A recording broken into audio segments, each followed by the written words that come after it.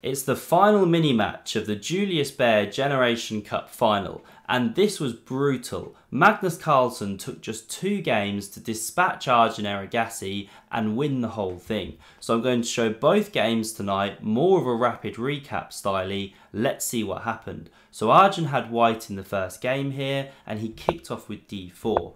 Now we quickly get into a Pierce defence, Magnus playing with this g6, d6 stuff, but he delays the development of this bishop, which is really interesting. So bishop e3, Arjun's going for this classic plan of castling on the queen side, but really interestingly, after knight beats d7, he already plays an inaccurate move by castling queenside.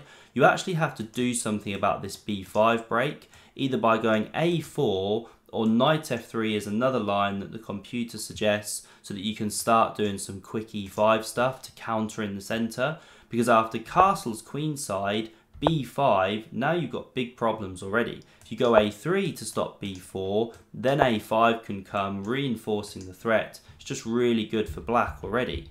So after b5, we had f3 from Arjun, supporting the centre, preparing to meet b4, kicking the knight. Magnus goes knight b6, h4 starts the kingside play, but now b4 comes and the knight has to just backtrack really miserably, because if you come here to e2, knight c4 is a massive problem. You've just blocked the bishop. Now after the queen moves, you pick up this dark squared bishop. Really good position for black, especially after h5 comes, bishop h6 on the cards. Really ugly. a5 as well, you know, all the queen side attacking ideas. So the knight has to come back to b1, but it's such a miserable piece on that square, and it's stuck there for the rest of the game. Because a5 now from Magnus, just reinforcing that pawn, taking away these squares as well is what that pawn is doing.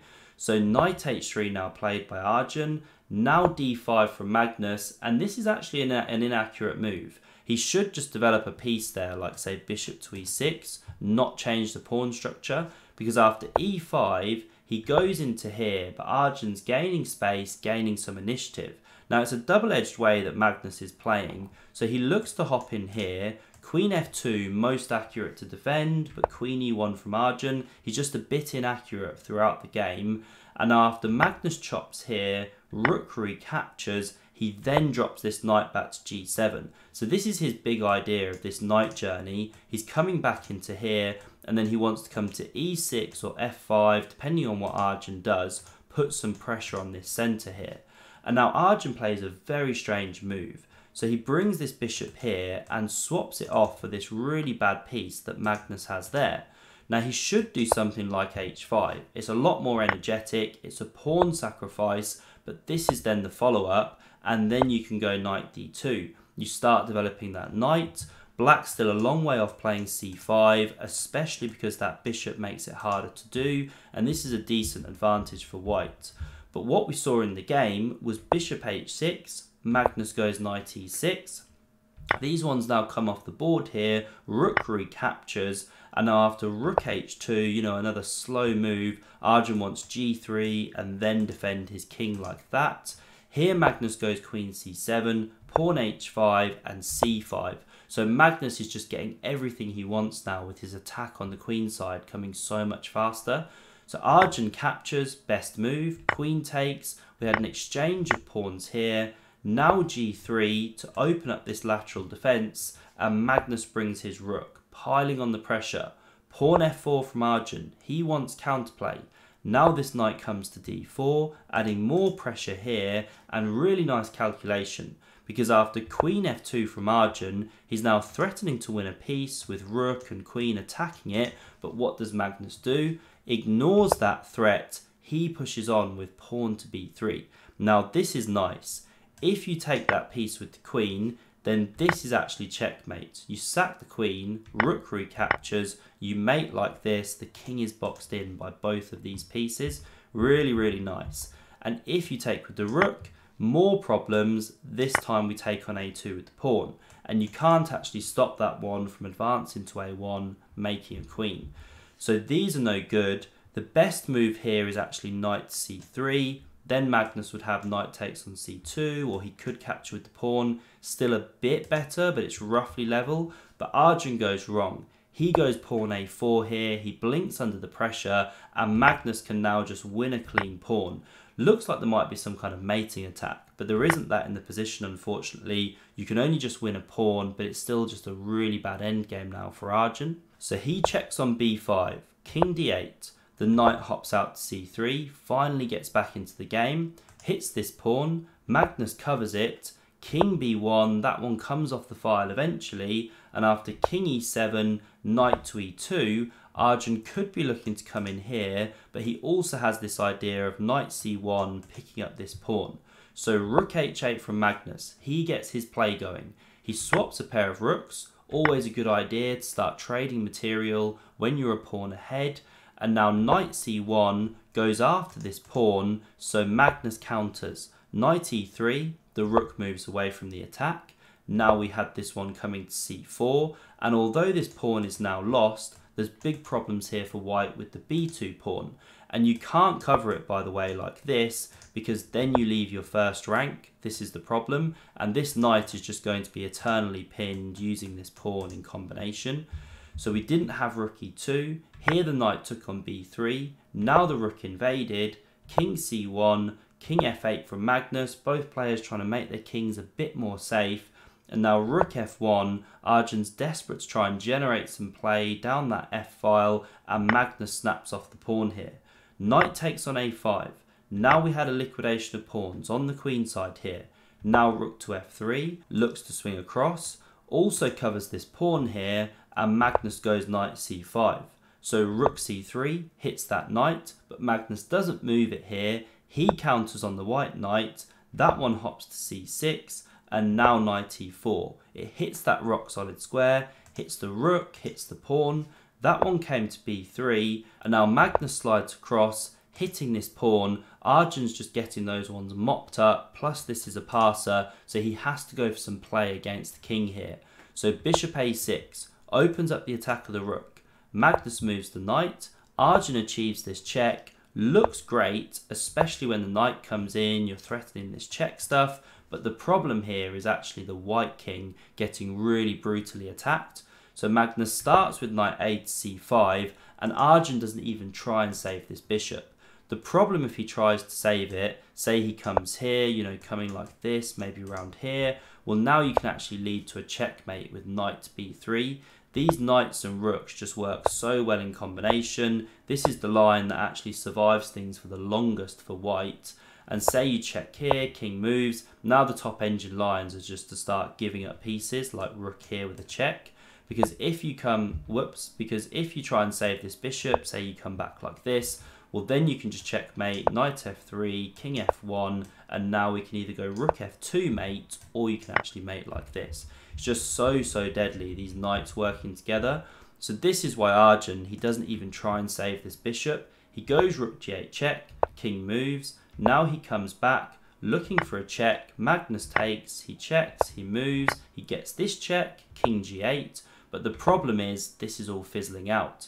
He jumps back, hits the knight, Magnus saves it, and now what to do? The king's just escaping from all of these checks. So Arjun throws this f-pawn, trying to put more fuel onto the fire, but Magnus starts checking, and here after knight d3, Arjun resigned. Once again, that king is getting hunted. Say you come to d1, well now we mate like this, and if you come this way, well then we mate like this. Very similar patterns. So crushing game there. Let's see what happened in Magnus's game as white.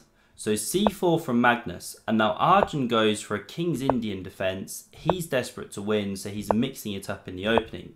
Now we had d4, bishop g7, and Magnus goes for f3, the Simic. The reason you don't see a ton of this at the top level is you're giving white the whole centre here, and so white can slowly squeeze if they know what they're doing, but you can get counter chances with black, so it's double-edged. Castle's now played.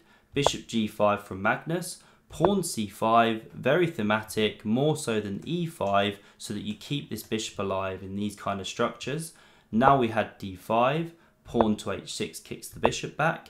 Now e6 strikes at that centre. Magnus develops his queen, takes here, pawn recaptures, and now here Arjun goes wrong and shows a lack of understanding of the position.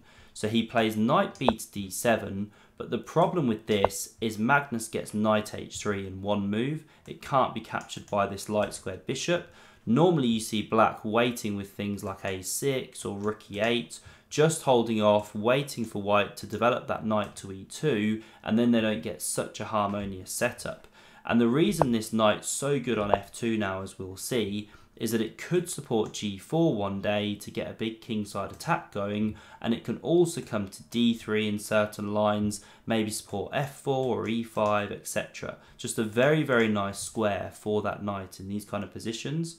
So h5 now played, there's a threat to take that pawn. Oh, I should say back here, by the way, there's a really nice tactic. So if you were wondering here, after knight b to d7, why Magnus didn't take this pawn, then there's a trick of knight takes e4. Now your queen's attacked, so knight takes is forced, and then the queen hops out to check. This is the problem. Say g3, and you pick up the piece back. So this is a really nice tactic. It's why you can't take the pawn in this position here.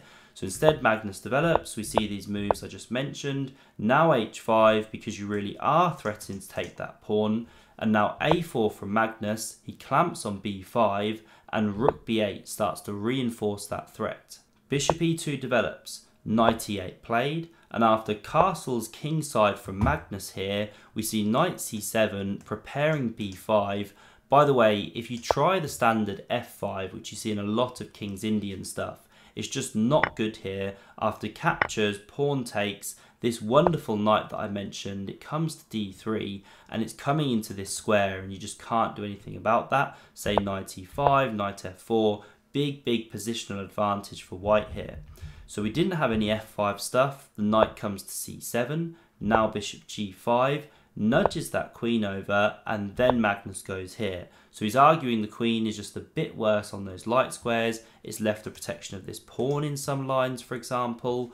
Now we had bishop takes on h6. Yes, you bring the queen in, but actually with no other pieces supporting an attack, that queen's probably going to have to backpedal soon before you play pawn to f4 so that it doesn't get too stuck.